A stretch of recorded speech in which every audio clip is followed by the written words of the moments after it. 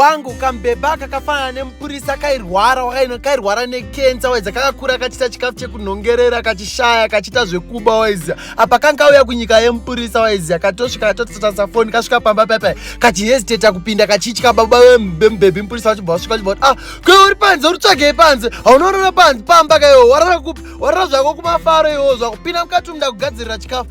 baba wasvika kuti handa kugadzirira chikafu chiidya chichiri kupisa chinongonotonhora kabhebhai kakastika karunyatsoona mudhara waiza akarunyatsoonakirwa namudhara yakati uyu ari laki zvake akura nani nababa waiza bhabvunza mudhara wekuti am I a good girl waiza mudhara yabva yes you are a good girl waiza ukutambira mangwana waiza ndo pane payday rako mula chidya chikafu ichi chingatonhore waiza idya chikafu izvozvi naya man waiza mbebwe aitasa chikafu yanyatsoona rudo rwababa achiti rudo rwababa randisinombokura naro waiza achinyatsosvungurudzika zvakambata at that same time mbebhi chaiyo mupirisa paakadzoka chiona baba vakabva vamhanyira zvikanzi ndofunga mama ndisuwa mamusinombondiona zvikanzi kukuona kupiwo nanewo makiseni mbebhi uyu mupirisa akabva avhunduka ati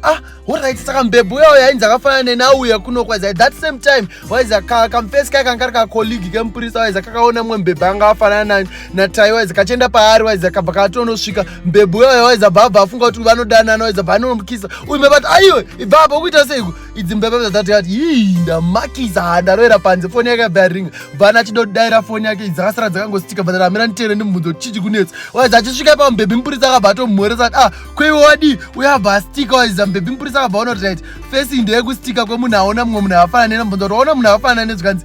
waiza achiri kutaura zinzi munhu iyeye akatofanana newe atotora manje zvinhu zvako zvese atora makey nefoni akatotora mari yako waiza atotora mari yako yelive yese yekubasa waiza ndo paari kutomutsanangurira neid yako waiza achidaro foni yake ikabva yarira waiza abvanzwa ndiye mbebhi uya yanga ari on the other end of the call vakutotanga kutotaura paipaya